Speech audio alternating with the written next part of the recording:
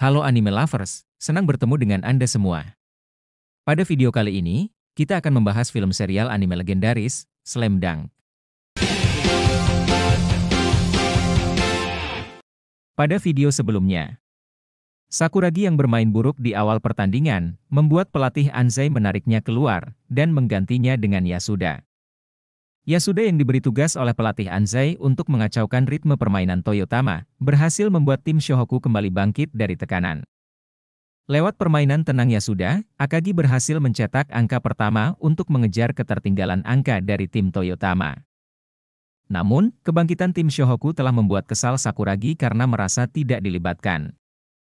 Dengan tenang, pelatih Anzai berhasil menenangkan amarah Sakuragi dengan mengatakan dirinya sebagai senjata rahasia Shohoku. Bagaimanakah kelanjutan kisahnya? Tapi, sebelum kita lanjut, jika ingin mengetahui lanjutan kisahnya setelah video ini, silahkan kunjungi playlist channel Animania M6. Tersedia video lanjutan, khusus bagi para subscriber. Tak perlu berlama-lama lagi, mari kita saksikan bersama alur ceritanya. Di tribun, rasa penasaran mulai merayap di antara penonton. Mata mereka tak lepas dari sosok Akagi, si pemain tinggi yang kini jadi sorotan. Perlahan, bisik-bisik mulai terdengar, sebuah arus pertanyaan yang membanjiri udara. Mereka ingin tahu lebih banyak tentangnya, tentang tim Shohoku yang baru pertama kali tampil di kejuaraan Interhigh. Tim ini, meski belum dikenal luas, tampak berbeda dari para jawara yang sudah mendarah daging di kompetisi ini. Para penonton yang masih asing dengan nama-nama pemain Shohoku, mulai memperhatikan setiap gerakan, setiap detik yang dilalui di lapangan. Dan mereka tak bisa menahan kesimpulan, meskipun tak terkenal, tim ini tampaknya punya kekuatan yang tidak bisa dianggap remeh. Kembali ke lapangan, meski dihadang, Akagi dengan penuh keyakinan dan kekuatan melompat tinggi. Dunk spektakulernya berhasil mengoyak udara, dan menambah angka bagi Shohoku. Semangatnya berkobar, seolah tidak ada yang bisa menghentikan langkahnya.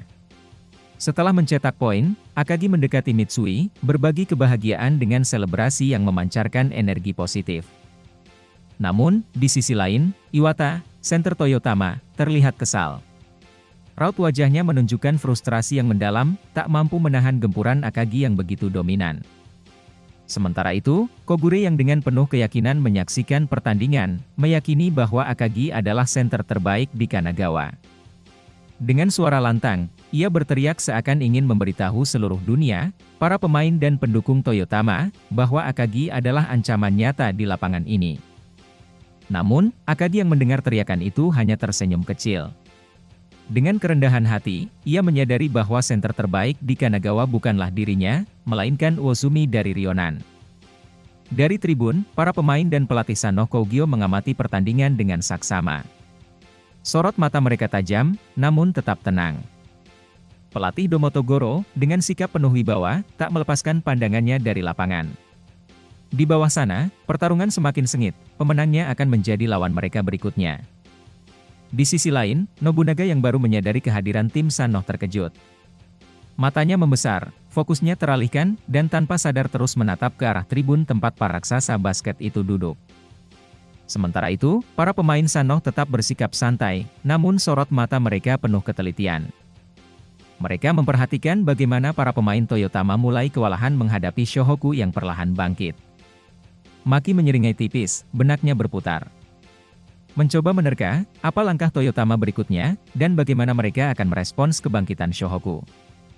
Di lapangan, Kishimoto merasakan tekanan dari sorotan mata para pemain Sanoh yang tertuju padanya. Dia menghampiri ke arah Iwata, dengan wajahnya yang sedikit tegang. Dengan nada penuh ketegasan, Kishimoto mengakui kekalahan Iwata dari Akagi. Namun, Kishimoto kembali menegaskan, tidak ada waktu untuk ragu, jika mereka ingin menekan Shohoku lagi, mereka harus segera memperbaiki permainan. Iwata mendengarkan, namun rahangnya mengeras. Dia tahu betul, level permainannya kini di bawah Akagi. Kekesalan tergambar jelas di wajahnya, namun tak ada waktu untuk meratap. Sementara itu, Shohoku kembali menyusun serangan. Yasuda, dengan langkah santai dan penuh kendali, menggiring bola. Teriakan keras dari tribun Toyotama menggema, meluapkan protes terhadap permainan Yasuda yang terlihat begitu tenang, seolah memperlambat ritme permainan. Namun Yasuda tetap tak tergoyahkan. Tatapannya fokus, wajahnya dingin, tidak ada tanda sedikit pun bahwa ia terusik oleh sorakan tersebut. Sakuragi di sisi lain, tak tinggal diam. Dengan penuh percaya diri, ia menghadapkan dirinya ke arah tribun pendukung Toyotama. Tangannya bergerak, seolah menegaskan bahwa provokasi mereka tidak akan berpengaruh sedikit pun terhadap Shohoku. Lebih dari itu, ia dengan bangga menyiratkan bahwa kehadirannya kembali nanti di lapangan, menandakan akhir bagi Toyotama. Namun, seolah dunia mengabaikan pernyataannya, tidak ada satupun yang menanggapi. Keheningan itu justru membuatnya mendongkol sendiri. Namun keyakinannya tak goyah. Kata-kata pelatih Anzai masih terngiang di kepalanya, dia adalah pemain kunci, dan ia akan segera membuktikannya. Namun di lapangan, Kishimoto hanya mendengus, matanya tertuju pada Sakuragi yang dengan percaya dirinya menyebut sebagai pemain kunci. Dalam hatinya, ia menertawakan kebodohan itu. Tiba-tiba, Minami bersuara, mengingatkan Kishimoto bahwa Shohoku kini semakin berbahaya. Khususnya Akagi, saat ia sudah berada di bawah ring, ia menjadi ancaman nyata. Kishimoto mengangguk. Tidak ada pilihan lain. Dengan nada tegas, ia menginstruksikan seluruh tim untuk mengepung Akagi. Tidak boleh ada celah dan tidak boleh ada ruang gerak. Dan ketika bola akhirnya jatuh ke tangan Akagi, rencana itu langsung dijalankan. Dalam sekejap, Kishimoto, Yajima, dan Iwata serentak mengepung Akagi, menutup setiap sudut, menekan tanpa memberi kesempatan.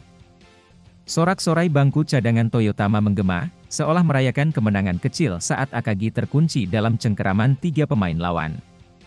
Pergerakannya terhimpit, ruangnya tertutup, dan sesaat dunia seakan mengecil di sekelilingnya. Namun, hanya sesaat. Seperti singa yang tak sudi dikurung, Akagi meledak, berhasil keluar dari jeratan. Dan dalam satu gerakan eksplosif, ia lolos dari kepungan 3 pemain Toyotama. Sekejap kemudian, bola melesat dari tangannya, tajam menuju Rukawa yang berdiri tak jauh. Tapi di detik yang sama, tubuh Kishimoto menghantam tubuhnya.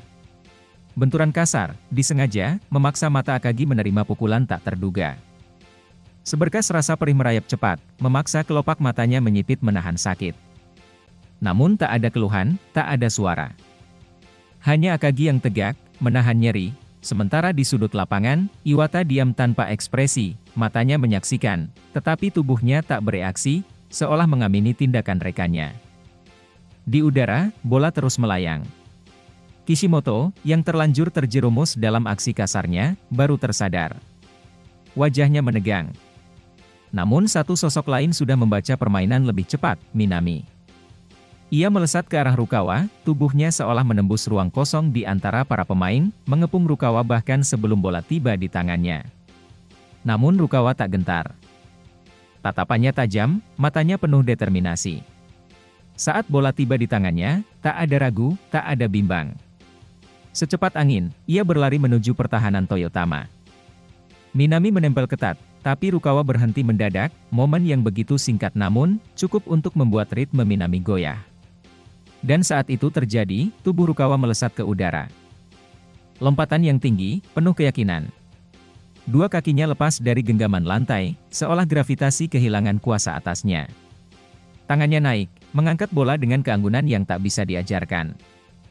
Lembut, presisi, seakan menari dalam harmoni dengan udara. Bola pun melambung, membelah ruang, menuju ring Toyotama. Seluruh arena membeku. Pemain Toyotama hanya bisa terperangah, bahkan pelatih mereka pun tersentak melihat ketenangan dan keindahan gerakan itu. Di bangku cadangan Shohoku, mata Sakuragi membulat. Ia takjub, terpaku, melihat sesuatu yang selama ini ia latih dengan penuh kegigihan. 20.000 kali ia melatih jump shot-nya, namun kini ia sadar, jump shot Rukawa berada di dunia yang berbeda. Bola akhirnya tiba di puncaknya, lalu mulai jatuh. Tanpa ragu, meluncur mulus masuk, suara jaring yang bergetar menandakan satu hal, angka untuk Shohoku bertambah. Untuk pertama kalinya, sejak pertandingan dimulai, Shohoku akhirnya memimpin. Dan itu semua berkat satu nama, Rukawa Kaede. Seisi tribun bergemuruh, suara-suara bercampur dalam teriakan yang menyebut namanya. Sorakan penuh euforia menggema, merayakan aksi brilian Rukawa. Namun, di tengah kegaduhan itu, Sakuragi justru terdiam. Mata lebarnya terpaku pada sosok Rukawa, baru kali ini, dia benar-benar menyadari, Rukawa bukan sekadar pemain hebat.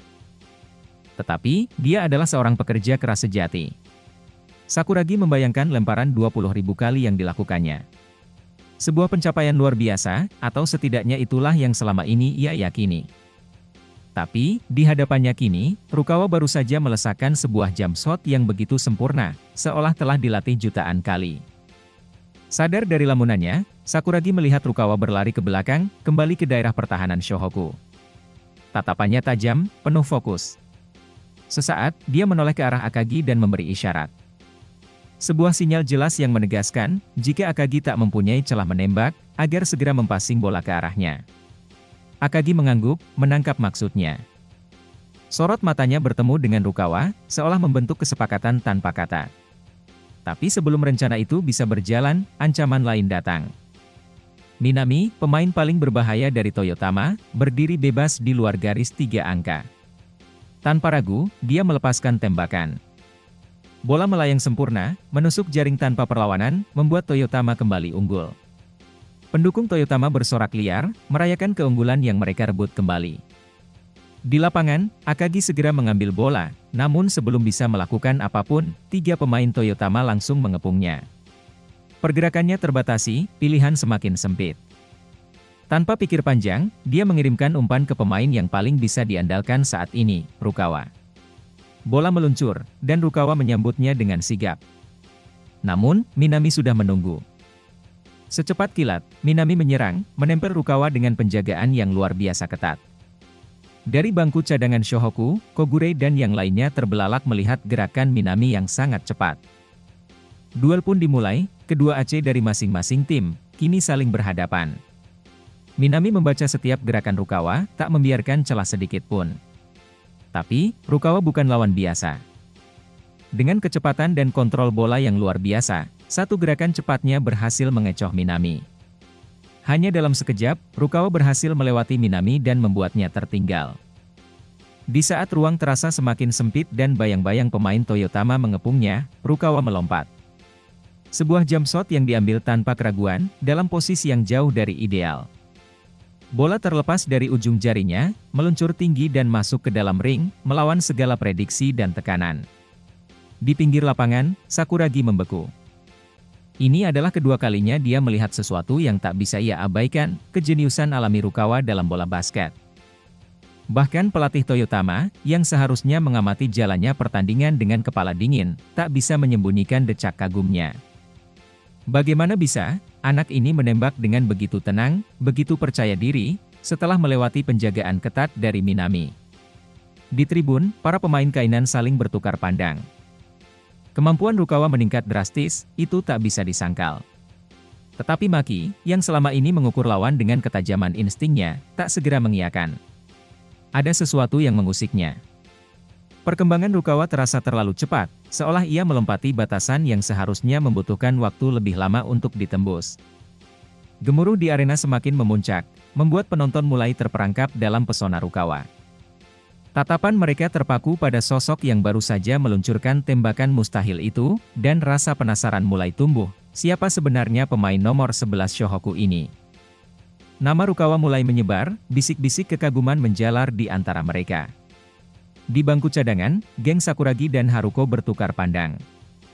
Kehebatan Rukawa kini tak terbantahkan, bahkan sebelum turnamen Interhigh benar-benar dimulai, nama Rukawa sudah terasa seperti bintang yang siap bersinar terang. Tapi di sisi lain, Sakuragi, yang mulai menerima keunggulan rivalnya, hanya bisa menggerutu. Kegelisahan merayap di benaknya, bertanya-tanya apakah dirinya benar-benar mampu mengejar Rukawa. Sementara itu, di lapangan, Minami tak lagi tersenyum. Tatapannya berubah, ia kini mengakui satu hal, Rukawa adalah pemain kunci Shohoku.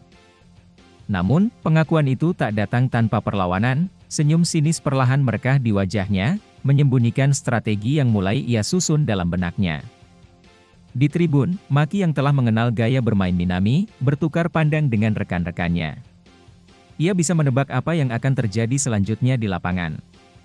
Minami tidak akan membiarkan Rukawa terus melenggang bebas, ia akan mulai memperlihatkan sisi aslinya, gaya bermain yang hanya dikeluarkan saat Toyotama benar-benar terancam. Dan inilah saatnya. Rukawa mungkin telah menguasai panggung, sejenak, tetapi pertempuran baru saja dimulai. Bagaimanakah kelanjutan kisah serunya? Untuk mengetahui kisah lengkapnya, silahkan tonton video selanjutnya.